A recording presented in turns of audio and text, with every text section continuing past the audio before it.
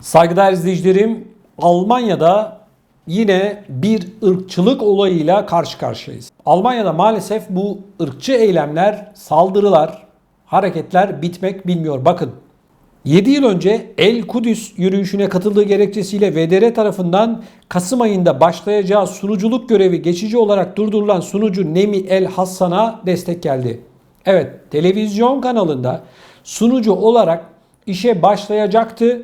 Bu sunuculuğu onaylanmıştı, ancak Almanya'da 7 yıl önce düzenlenen bir protesto gösterisine, El Kudüs adlı protesto gösterisine katıldığı gerekçesiyle kendisini işe almadılar. Bununla ilgili olarak aralarında ünlü isimlerin de bulunduğu yüzlerce kişi internetten yayınlanan ve VDR yönetimine yönelik açık mektupta El Hassan'a destek verdi ve sunuculuk görevine iade edilmesini istedi.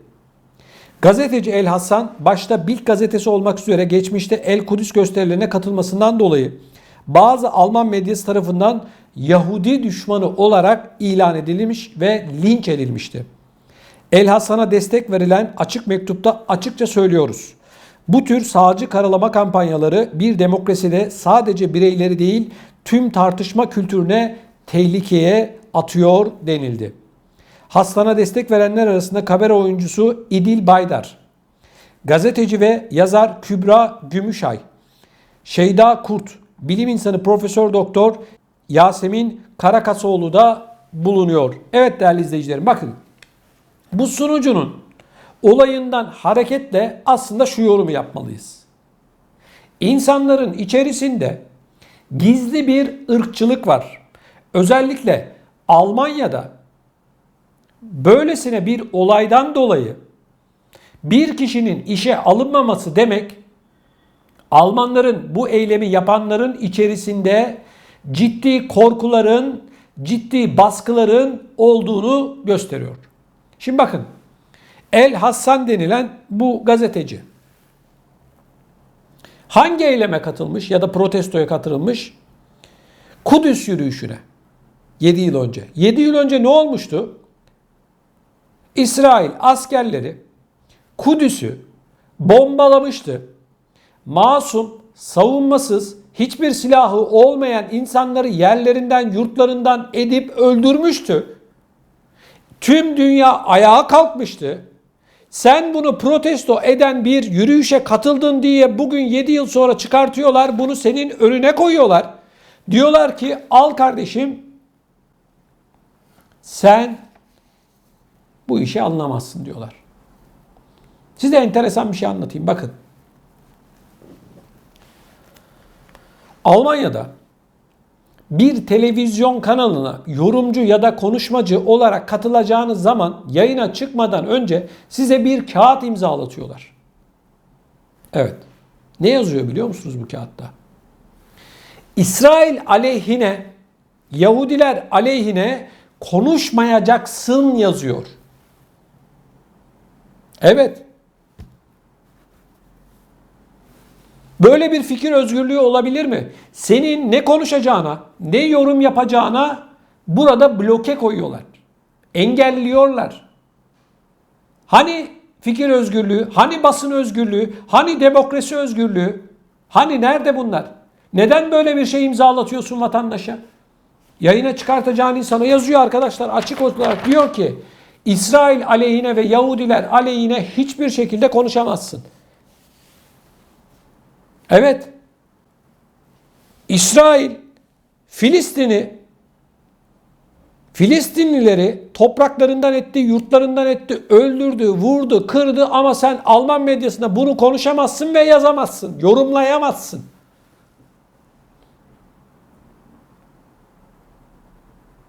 Eğer bana inanmıyorsanız ZDF'yi arayın, sorun. RTL'i arayın, sorun. Evet değerli izleyicilerimiz. Demokrasi, insan hakları, basın özgürlüğü diyorlar ya. Bunların hepsi sözde. Özde içlerinde hala korkular var. Geçmişte atalarının Yahudilere yaptıklarını, ırkçılığı şimdi kendileri yapıyorlar. Evet. Siz bir protesto yürüyüşüne katıldı diye, Kudüs'teki olayları protesto etti diye bir kişiyi işe almaktan vazgeçiyorsunuz. Ne istiyorsunuz biliyor musunuz siz? Siz sadece bizim dediklerimizi yapacaksın. Senin kendi bağımsız hür düşüncelerin olmayacak. Bu. Bakın ben size hem Alman medyasını ve genel çerçevede dünya medyasından birkaç şey anlatayım. Arkadaşlar, özgür basın ya da basın özgürlüğü diye bir şey yok dünyada. Hepsi yalan. 25 yıllık bir gazeteci olarak bunu size söylüyorum. Bu işin okulunu okumuş, bu işin derslerini vermiş, kitabını yazmış bir kişi olarak söylüyorum gazeteciliği. Hepsi yalan, hepsi dolan. İletişim fakültelerinde bizim genç öğrencilerimize öğretmiş olduğumuz basın özgürlüğü, yok işte kalemini satmayacaksın, yok bilmem şu. Bunların hepsi yalan. Çünkü bunları hayata geçirebilmem mümkün değil. Bak, hayata geçirebilmem mümkün değil. İşte Almanya'da her yıl dünya kadar televizyon vergisi toplanıyor değil mi? Her ay bir para ödüyoruz değil mi televizyondan? Vergi ödüyoruz. Nereye gidiyor? 8-10 bin tane çalışanı olan ZDF'ye gidiyor, RTL'e gidiyor, oraya gidiyor, radyolara gidiyor vesaire. Devletin yayın kuruluşlarına gidiyor. Parasını devletin ödemiş olduğu bir yayın kuruluşunda senin özgür olabilmen, o devletin yapmış olduğu yanlışları söyleyebilmen mümkün mü? Eleştirmen mümkün mü? Dünyanın her yerinde böyle arkadaşlar. Basın özgürlüğü falan. Bunların hepsi yalan, kocaman bir dolan. Her ay vergi alırlar. Türkiye'de TRT payı diye bir şey de var biliyorsunuz. O da aynı. Hiçbir şey farkı yok. Almanya'da da böyle, Fransa'da da böyle.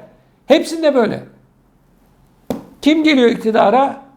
Örneğin atıyorum işte Merkel 16 yıl boyunca yönetti, artık gitti, emekli oldu. 16 yıl boyunca Merkel'in yapmış olduğu hiçbir yanlış yok muydu arkadaşlar? Bu televizyon kanallarında, radyolarda, internet sitelerinde Merkel'in yapmış olduğu yanlışlarla ilgili bir tek satır haber gördünüz, duydunuz, yorum dinlediniz mi? Yok. Basın özgürlüğü, demokrasi, insan hakları böyle hep atarlar, tutarlar arkadaşlar. Böyle bir şey yok. Yalan, yalan, yalan. İşte bu gazetecinin Nemi El Hassan'ın VDR adlı televizyon kanalına alınmaması aslında beni hiç şaşırtmadı. Beni şaşırtmıyor. Ben sadece toplumda izleyicilerimizde biraz daha bilinç olsun diye, biraz da olaylara farklı baksın diye anlatıyorum. Ben şaşırmıyorum. Parayı kim veriyorsa gazeteciye, medyada böyle, sen onun borazanlığını yapmazsan kapının önüne konulmak zorundasın. Evet. Basın özgürlüğü falan. Yok böyle bir şey. Bak, ulusal televizyon kanallarında, haber merkezlerinde, gazetelerde, internet sitelerinde, dergilerde çalışmış, iş yapmış, yapımcılık yapmış biri olarak söylüyorum bunları.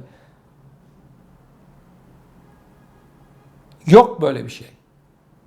Hepimiz üniversitelerde okurken idealistik, şöyle gazetecilik yapacağız, böyle gazetecilik yapacağız falan.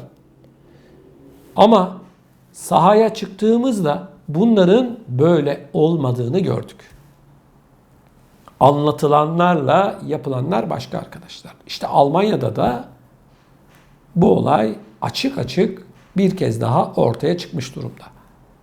Bunun aksini düşünen bir meslektaşım varsa ya da bir izleyicimiz varsa, özgür basın vardır diyorsa lütfen bu videonun altına, bu yayınımızın altına yazsın.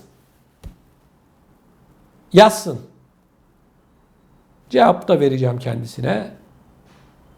Arkadaşlar, herkes birilerinin borazanlığını yapıyor. Bu platformda ben bile bakın bu platformda ben bile hani özgürüz diyoruz ya, bazı şeyleri konuşamıyorum. Evet. Bazı şeyleri konuşmamız engellenebiliyor. Beni takip edenler bilir. Sıvıyla ilgili bir sıvı var biliyorsunuz. Anladınız. İnsanlara yapılan. Bununla ilgili ben her şeyi konuşamıyorum. Hani demokrasi, hani basın özgürlüğü, hani özgürlük nerede diye soruyorum. İşte ben size hep diyorum ya, arkadaşlar ayakta kalmaya çalışıyoruz, bizi destekleyin. Kanalımıza mutlaka abone olun, mutlaka videoları beğenin, mutlaka katıl butonuna basarak bize 2 euro, 1 euro da olsa katkı sunun diyoruz. Bu katıl butonu basıyorsun, 2 euro da katkıda bulunuyorsun. Bunları söylerken birileri bizi yanlış anlayabilir. Arkadaşlar, gazetecilik yapmak, medyada durabilmek zor, imkansız noktaya geldi. Onun için diyoruz ki size, ya hiçbir şey istemiyoruz kardeşim. Üye ol, ücretsiz.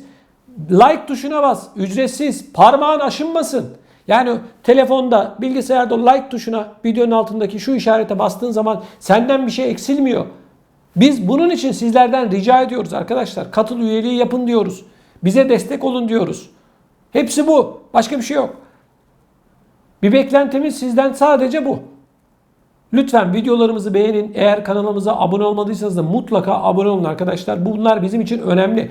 Bunları söylemek belki yani duymak sizi sıkıyor ama bizim ayakta kalabilmemiz için bunlar gerekiyor. Yani oyunun kuralı bu. Beğenileceksin, abonen olacak ya da katıl üyeliğiyle sana 2 euro bir şekilde insanlar destek verecek. Bu kadar. Başka bir şey istemiyoruz. 2 euro çocuğun eline versen beğenmez. Almaz. Bak dakikalardır, saatlerdir anlatıyorum. Konuşuyorum. Diyorum ki böyle böyle. Bak buna rağmen beğenmiyorsanız ya da abone olmuyorsanız takdir sizin, söyleyecek sözümüz yok.